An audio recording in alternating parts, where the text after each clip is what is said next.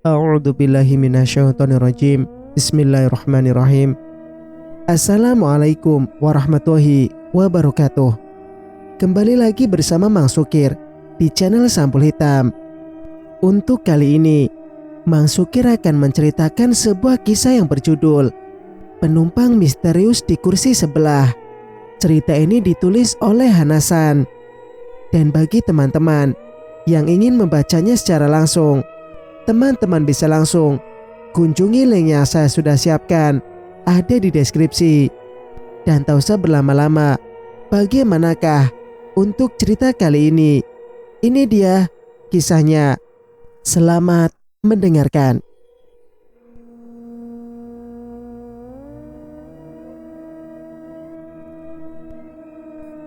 Ian, bulan depan minggu pertama, Nenek menikah. Mama sama keluarga di sini minta doanya ya, ucap mama mertua dari ujung telepon. Insya Allah Yani usahakan datang mah, jawabku. Tapi nanti berangkat sendiri, karena Lala akan ujian sebentar lagi. Abang baru saja cuti, lanjutku. Iya, abang juga sudah bilang tidak bisa datang. Suara mertua terdengar sedih ketika menceritakan kalau suami tidak bisa hadir dalam pernikahan adik bungsunya. Setelah menutup telepon, aku bergegas melihat kalender yang tergantung di dinding. Hari pernikahan adik iparku kurang 5 hari dari sekarang. Itu artinya aku harus secepatnya booking tiket. Aku memutuskan untuk pergi ke agen bis antar provinsi siang itu juga. Setelah menempuh perjalanan sekitar 30 menit, sampailah aku di salah satu agen tiket langganan. Mbak, lewat jalur selatan mau? Nanti lewat tol Cipali, ucap mbak penjual tiket. Yang langsung lewat jalur Pantura gak ada ya? Tanyaku. Karena aku belum pernah lewat jalur selatan, membuatku meminta untuk lewat jalur Pantura saja. Selain belum tahu di mana harus turun nantinya. Ada mbak, kelas VIP, yang eksekutif kosong. Itu pun nanti akan pindah ketika berada di Solo, di kantor pusat. Dari sana, sampean akan pindah di oper, jelasin mbak. Gak apa-apa deh, daripada harus lewat tol Cipali, jauh, ujarku menyetujui. Singkat cerita, di hari keberangkatan, pukul 11.30 aku sudah sampai di meeting point atau agen tiket tempat aku membeli tiket. Menunggu kedatangan bis yang akan membawaku bersama belasan penumpang lain. Pukul 12.15, bis pun datang. Aku mencari kursi yang sesuai dengan nomor yang tertulis di tiket, 2 baris di belakang sopir. Karena aku duduk sendiri, membuatku leluasa bergerak, terlebih bis yang lumayan nyaman. Mengingat perjalanan yang kutempuh cukup jauh, aku memutuskan untuk tidur setelah kondektur membagikan air mineral dan snack serta selimut dan bantal. Tanpa terasa, bis yang kutumpangi sudah masuk wilayah Jawa Tengah. Dan menjelang maghrib, sudah berada di Solo, kantor pusat di mana aku akan pindah bis untuk meneruskan perjalanan menuju Subang. Setelah menunaikan sholat maghrib, aku menuju restoran yang disediakan untuk makan malam. Melakukan perjalanan sendiri memang lebih leluasa, namun sedikit membosankan karena tidak ada teman untuk menemani ngobrol. Terlebih di zaman ketika kita lebih suka melakukan sesuatu dengan mengetik daripada berbicara. Akhirnya, aku diarahkan untuk masuk ke dalam bis pengganti yang akan membawaku. Rata-rata penumpangnya menuju Bogor dan Jakarta.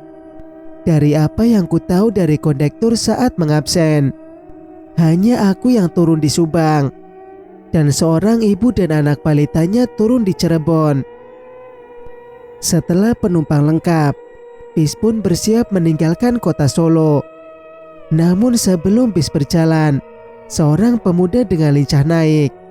Dia berjalan pelan sambil matanya memperhatikan tiket, mungkin mencari nomor tempat duduknya. Lalu, dia berhenti tepat di sebelah kursi di mana aku duduk. Matanya menatapku, seolah mengatakan kalau kursi yang aku duduki adalah tempatnya. Dengan cepat, aku bergeser ke kursi dekat jendela. Pemuda itu perlahan duduk dan menyandarkan punggungnya. Akan tetapi, setelah beberapa saat, kondektur tidak datang untuk memberinya bantal atau selimut seperti kepada penumpang lain.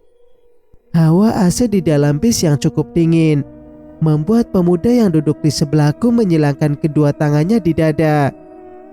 Mungkin dia merasa kedinginan karena hanya mengenakan kaos ketat berwarna biru tua yang dipadankan celana kargo warna kaki, membuat otot di lengannya menonjol. "Kenapa nggak minta selimut sama bantal sama kondektur?" tanyaku membuka percakapan. Dia menoleh, lalu tersenyum sambil berkata, "Tidak apa-apa teh, sudah biasa kok," ucapnya. "Panggil saja saya Rangga," lanjutnya sambil memperkenalkan namanya. "Iya, baiklah," ujarku. Dia mengangguk sambil tersenyum. "Teh, bisa tutup gordennya?" pinta Rangga sambil menunjuk ke gorden di sebelahku. "Iya," jawabku singkat sambil menarik gorden. Bis menjadi lebih gelap karena hanya diterangi beberapa lampu saja membuatku sedikit kurang nyaman. Terlebih aku tidak terbiasa dalam gelap. Gorden yang tersingkap membuat cahaya lampu jalan menerobos masuk, membuatku bisa melihat dengan jelas wajah pemuda yang duduk di sebelahku. Wajahnya tampan, dengan kulit bersih dan wajah yang tegas, walau terlihat sedikit pucat. Atau mungkin karena kelelahan. "Teteh mau turun di mana?" tanya Rangga membuka percakapan. "Saya turun di Sukamandi. Kalau kamu?" Rangga tidak menjawab, membuat suasana kembali hening.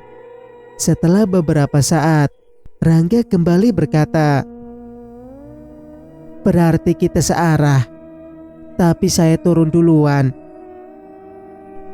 "Oh, begitu ya," aku menjawab sambil berpikir mungkin dia akan turun di Cirebon atau Indramayu. Waktu menunjukkan pukul 12.30. Ponselku bergetar. Sepertinya ada pesan yang masuk. Ternyata benar. Abang menanyakan posisiku saat ini. "Masih di daerah Semarang, Jawa Tengah," balasku dengan cepat. Singkat cerita, sepertinya aku tertidur dan terbangun ketika suara kondektur membangunkan para penumpang untuk beristirahat dan makan malam. Kuambil ponsel untuk melihat jam. Ternyata sudah pukul 2.15 menit.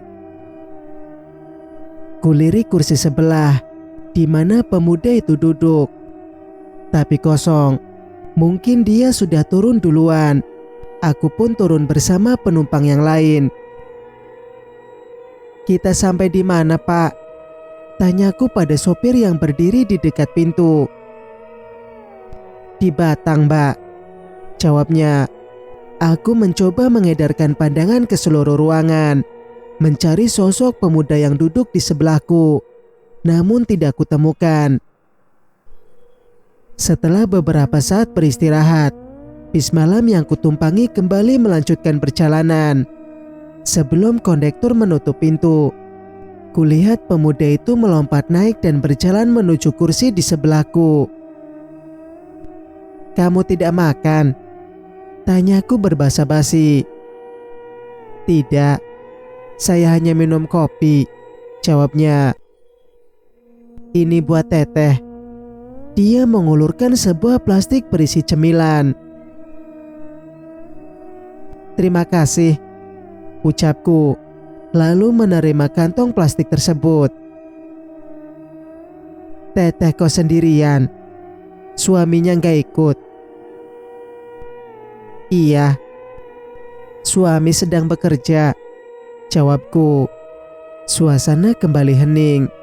Hawa dingin dari pendingin ruangan membuatku merasa ngantuk. Teteh mau ke Subang ya? Kembali Rangga bertanya. Iya, benar.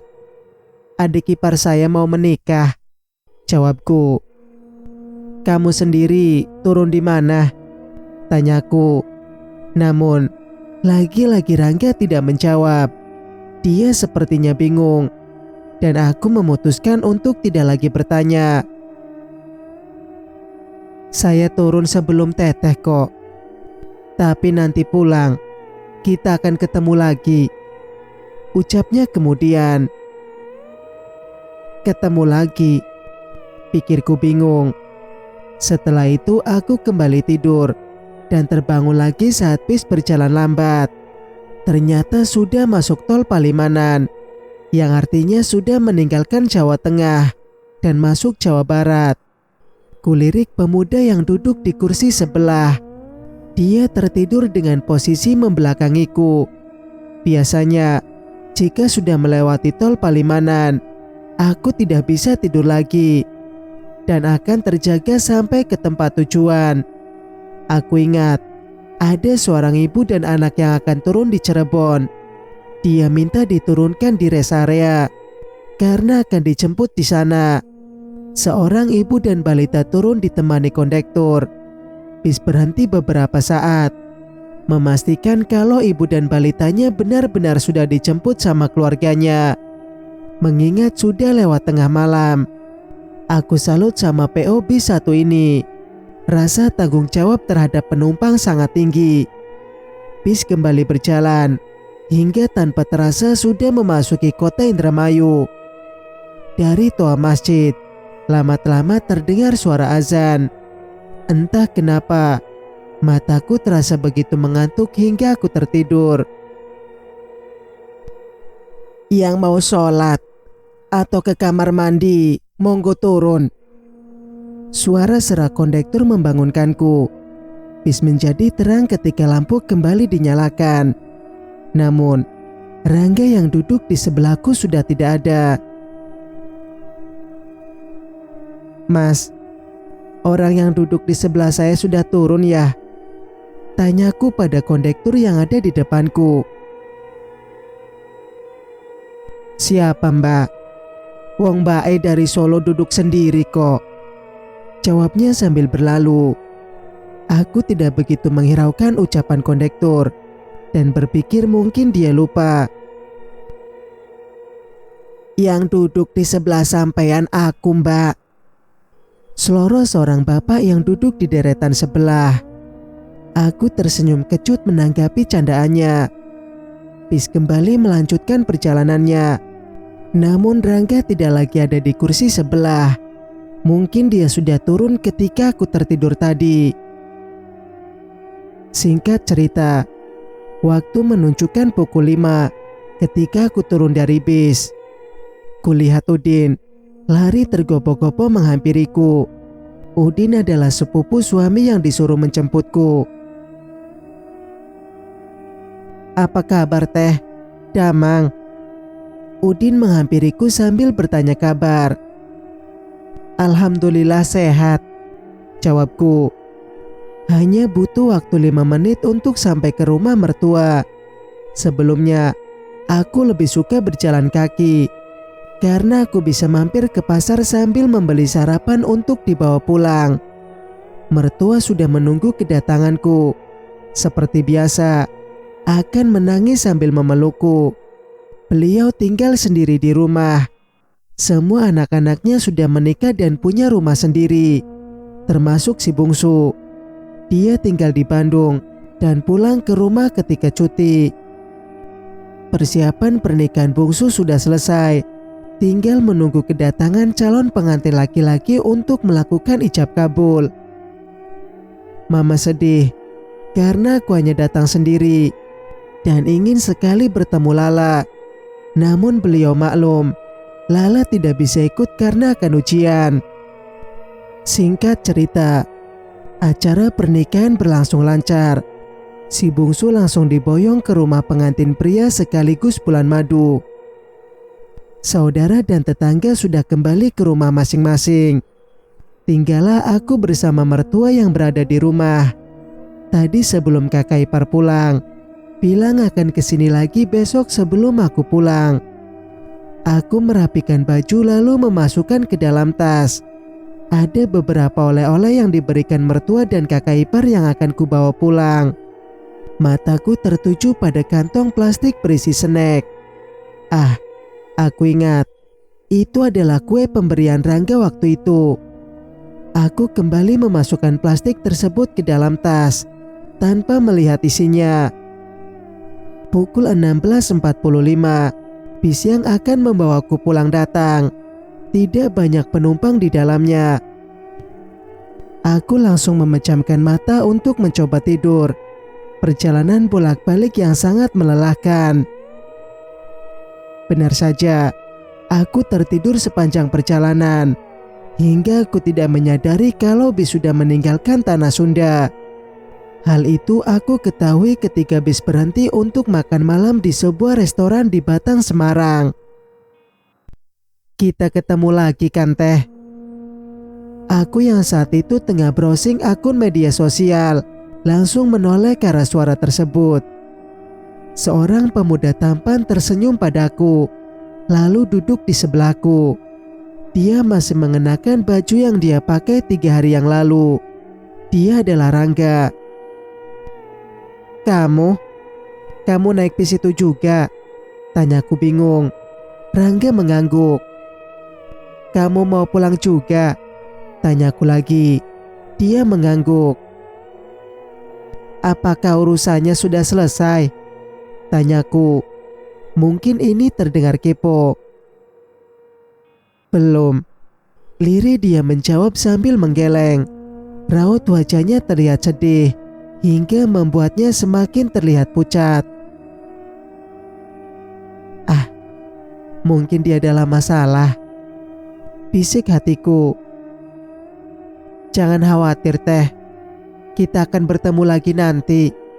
Ucapnya cepat, yang membuatku sedikit melongo. Sepertinya perjalanan pulang memang selalu terasa lebih cepat dibanding berangkat. Tanpa terasa, bis sudah memasuki wilayah Ngawi, Jawa Timur sebelum subuh. Teh, ini oleh-oleh buat kamu.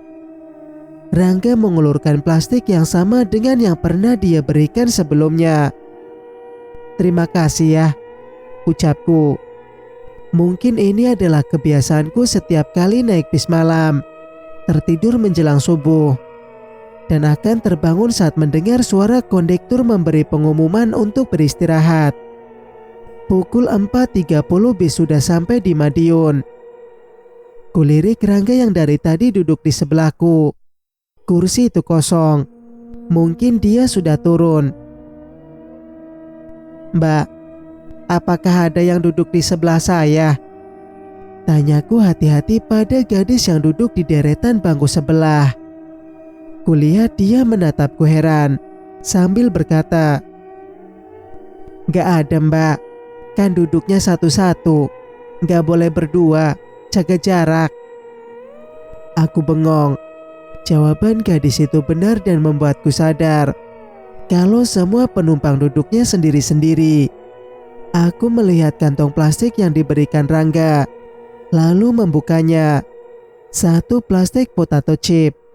Lalu merogoh tas dan mengambil kresek yang pernah dia berikan sebelumnya. Sama, isinya snack kentang berukuran besar dengan merek yang sama. Aku memperhatikan semua penumpang. Benar, mereka duduk sendiri-sendiri. Keringat dingin tiba-tiba membanjiri tubuh. Meski bis sudah terpasang pendingin. Apakah? Kuremas kantong plastik berisi snack tersebut. Bahkan, aku bisa merasakan telapak tanganku pun berkeringat. Aku kembali ke kursi, duduk menyandarkan punggung sambil mengingat-ingat kembali rentetan kejadian yang kualami. Aku sangat yakin bahwa apa yang kualami bukanlah sebuah mimpi. Tidak mungkin ini semua mimpi, karena makanan ringan yang diberikan Rangga pun nyata, masih kupegang. Semakin aku berusaha untuk mengingatnya, membuat kepalaku berdenyut. Kupejamkan mata untuk mengurangi rasa sakit di kepala. Toh aku masih punya beberapa jam lagi untuk tidur sebelum bis memasuki kota Kediri. Kita akan bertemu lagi, Teh. Aku terenyak dan langsung membuka mata. Begitu mengingat sesuatu. Sebuah kalimat yang diucapkan Rangga beberapa kali saat kami berbincang. Dia mengatakan kalimat itu saat aku berangkat dan sebelum dia menghilang antara Cirebon Indramayu. Dan ucapannya terbukti ketika aku kembali bertemu dengannya dalam perjalanan pulang. Dia juga kembali mengatakan akan bertemu lagi denganku sesaat sebelum menghilang. Aku merasakan bulu kuduku meremang. Walau sinar matahari sudah menembus jendela kaca, entah kenapa justru membuatku merasa menggigil. Kurapikan jaket yang kupakai dan tanpa sengaja kantong plastik pemberian Rangga terjatuh. Kuambil dengan cepat kantong plastik tersebut. Kulihat seorang kakek memakai baju batik yang duduk di deretan kursi sebelah, tepat di belakang gadis yang tadi kutanya. Tersenyum padaku. Senyumnya begitu teduh, mengingatkanku pada almarhum kakekku. Aku membalas senyumnya dengan menganggukkan kepala. Yang mau turun di terminal, siap-siap. Jangan sampai ada barang yang ketinggalan. Kondektur memberitahu, sebentar lagi akan sampai terminal. Kuturunkan kardus kecil berisi oleh-oleh dan kuletakkan di kursi kosong sebelahku. Terminal sudah ada di depan. Aku berdiri untuk bersiap-siap turun dari bis. Kulihat kakek yang duduk di belakang ikut berdiri. Mungkin beliau juga akan turun. Saat aku hendak berjalan keluar, kakek tersebut memanggilku sambil berkata, "Mbak, saya juga melihatnya." Spontan aku menghentikan langkah dan menoleh. Berbagai tanya muncul di kepala. "Melihat apa, Pak?" Tanyaku hati-hati. "Yang duduk di sebelah sampean," ucap si kakek dengan wajah datar. Jantungku seperti berhenti berdetak. Mungkin saat itu wajah menegang, seolah mengerti dengan apa yang kupikirkan. Kakek itu kembali berkata, "Jangan takut. Dia hanya sedikit bingung." "Apa maksud?" "Terminal. Hati-hati kalau turun. Kaki kiri duluan." Suara lantang kondektur memotong kalimatku hingga mengambang. Buru-buru aku turun dari bis. Kulihat kakek yang berbicara denganku memandang dari balik jendela, masih dengan senyumnya. Aku masih terpaku di pinggir jalan, berharap semua hanya halusinasi. Baik Rangga ataupun kakek tersebut hanyalah sebuah mimpi. Dikala aku tertidur dalam perjalanan tadi. Singkat cerita, "Bun, boleh nggak ikut paket belajar bahasa Inggris untuk mengisi liburan?" Tanya Lala pagi ini sambil menyodorkan sebuah brosur. "Paket belajarnya mahal nggak?" Tanyaku balik. "Bunda baca brosurnya, di situ ada harganya," ujar Lala. Aku membaca brosur yang diberikan Lala padaku. Ada beberapa paket belajar yang ditawarkan selama musim liburan. "Boleh, tapi ambil yang paling murah saja ya. Yang seminggu 2 kali. Lala kan gampang bosan," jawabku. Lala hanya nyengir mendengarnya. kapan daftar? Besok. Hari ini Bunda repot. Singkat cerita, seperti rencana kemarin, hari ini aku akan mendaftarkan Lala untuk ikut paket belajar selama liburan. Sebuah lembaga pendidikan bahasa Inggris yang cukup terkenal di kampung Inggris. 15 menit perjalanan dari rumah dengan naik motor. Jarak yang lumayan dekat dan cukup mudah untuk ditemukan alamatnya. Seorang pemuda menyambut kedatangan kami dan mempersilahkan masuk. Setelah mengisi formulir, dia memanggil seseorang dan memperkenalkan pada kami guru pembimbing yang akan mengajar Lala nanti. Nah, nanti belajarnya sama Mas Rangga ya.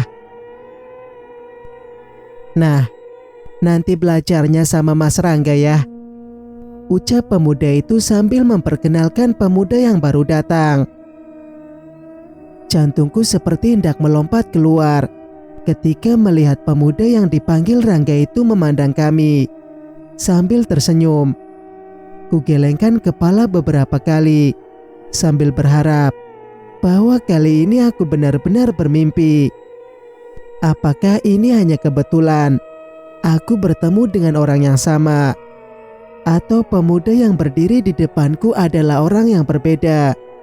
Tapi tidak mungkin. Dia benar-benar sama persis dengan Rangga yang pernah kutemui. Dejavukah ini? Pun, dipanggil. Tepukan kecil Lala di pundakku menyadarkanku. Iya, aku tergagap. Pemuda itu, Rangga, menatapku dengan pandangan penuh selidik. Entah apa yang dipikirkannya. Rangga ya, ucapku lirih. Iya, saya Rangga, jawabnya sambil tersenyum ramah. Sampai bertemu besok Lala, ucapnya, lalu pergi meninggalkan kami. Kami pun menyusul keluar. Setelah selesai menuju motor yang kuparkirkan, aku mencari kunci motor, namun tidak kutemukan. Bu, kuncinya ketinggalan, teriak pemuda tadi. Lah, cepat ambil kuncinya, ujarku menyuruh Lala mengambil kunci yang tertinggal. Tidak berapa lama, Lala kembali. Di tangannya menenteng sebuah plastik kecil. Apa itu? Selidikku. Ciki, dikasih Pak Rangga, jawab Lala sambil mengeluarkan sebuah bungkusan dari kantong plastik yang dia bawa. Potato chip, ucapku sambil menutup mulut dengan kedua telapak tangan. Ku coba melihat ke dalam, mencari sosok Rangga. Kulihat dia duduk sambil makan cemilan yang sama, seperti yang diberikan pada Lala. Lah, Bunda tidak sedang bermimpi kan? Tanyaku pada Lala, yang menatapku penuh tanya. Sementara aku masih berdiri menatap sosok Rangga dengan penuh tanda tanya dan berharap tidak menjadi gila karenanya.